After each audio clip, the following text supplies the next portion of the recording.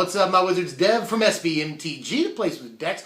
I have two decks for you today, a standard deck and a modern deck, separate videos. Here's a link to the modern video, and I'll give you another one at the end of the video too, don't worry. But in any case, this is a standard deck, mono white aggro, and as far as I can tell, it is the cheapest deck in the format right now. Maybe not possible or anything, because you could just do like all 5-cent commons, but that's probably not going to get you anywhere. We got some amount of synergy in this deck, and we're playing nothing but creatures and lands. 40 creatures in our mono white aggro deck. Let me show it to you. To start it off with, 4 copies of Mardu Woe-Reaper, one of the best creatures in the deck, and it'll cost you a lot of money compared to some of the other stuff at just like 25 cents, you know? That's a pretty penny compared to a lot of things in this deck. But Mardu Woe-Reaper, sort of a mini Anafenza, is a fantastic 1-drop, and we're playing some amount of warriors in the deck. That way you'll be able to activate, you know, his ability off of more than just him. 4 copies of Expedition Envoy in the deck. We got the warriors and the allies sort of working together here, about in equal numbers, you know. And a couple of other creatures will guest star. You'll see that. But we get enough synergy out of both strategies here to be able to do that. Mardu Woe-Reaper is our warrior synergy, and you'll see a little bit of our ally synergy a little bit later on. But we can get away with this, especially considering we're playing 40 creatures in the deck.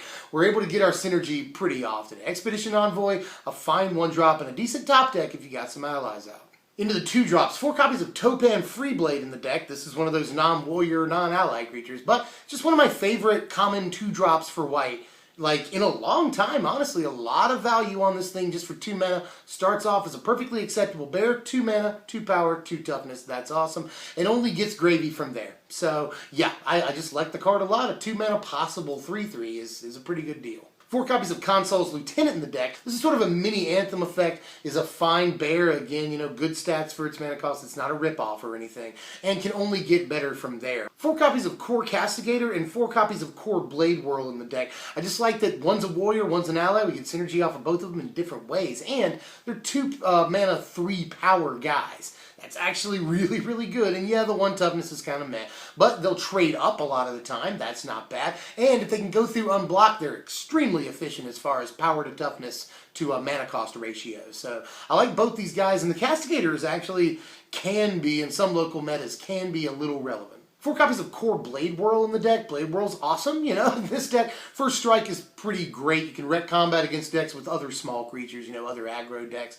So I just really like it. I mean, it's one of the best white bears in the format right now. Honestly, if you're building a budget deck, especially, we don't have a whole lot more that's better than this. So let's put all 4 copies of it in, because it's some of our better ally synergy. 2 copies of Anafenza, Kintree Spirit. Anafenza, best creature in the deck, definitely. Will pair very well with the next creature I mentioned, by the way. But Anafenza, just great. You know, provides little value, great in the long game, makes your creatures a little bit bigger as you play them. And again, 40 creatures in the deck. So, I mean, every time you draw a card, if it's not a land, it's a creature, and it'll trigger Anafenza. So yeah, Anafenza's awesome. 4 copies of Herald of Dromoka, another piece of warrior synergy in the deck, which we don't really need that much of, you know, but it's just good to make a couple of guys have vigilance. I just like that he's a bear. There's not many other great choices we can play, although I do like the 2 mana 3/1 from, I think it's Fate Reforged, but for that to be truly good, it requires you to have, like, other colored permanents in play, so I really don't like it. I'd rather play this and squeeze a tiny amount of synergy out of it. 3 copies of Abzan Falconer, a freaking all-star in the deck. Not only does he almost always have flying, almost by default. Once you activate him once, he's got flying. But your Anafenza, he works really, really well with Annie. Honestly, any creature you play, you know, whatever you decide to put the bolster counter immediately has flying. That can win you the game. Abzan Falconer is dope, and I know a lot of people really, really like him. I see people talk about him in the comments before. I've talked about him in deck text before. I've seen this guy in top 8s very sparingly, but I have seen him twice in mono white aggro top 8s months ago now. But he is a powerful card indeed, and honestly, a finisher.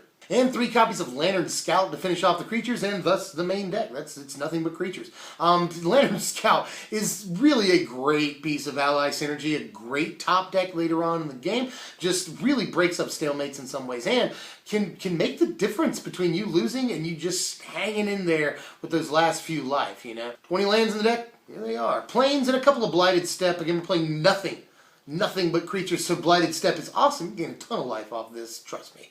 Also no sideboard for this deck in the interest of time and money in some ways. But, you know, it's standard. You throw some Silk Wraps in there, maybe an Eraser too. There's some things, you know. Surge of Righteousness. You can name cards like Master of the Unseen. would be super awesome, and it costs relatively little, so that's good. In the way of upgrades, obviously you can upgrade the crap out of this deck with Gideons and stuff, but you don't have to go too crazy. A card I really like is like High Sentinels of Erishan. He costs almost nothing. That's good. And a couple of other things. For instance, Vryn Wingmare is something I think would work really well in this deck, and it's a very, very budget card too. But I just wanted to keep the price as low as possible to make a deck for under $5 in the standard. But to do that, I had to kick a couple of things out. Like Stasis Snare and Silk Wrap are good removal you could play.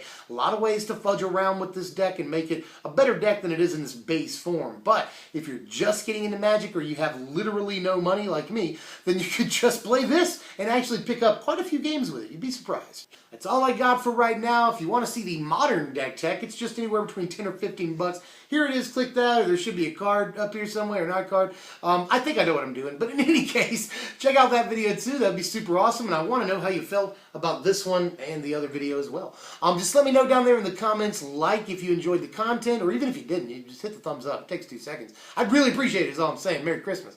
And I'll see you guys next time. My name's Deb from SBMTG. Thanks for watching, my wizards.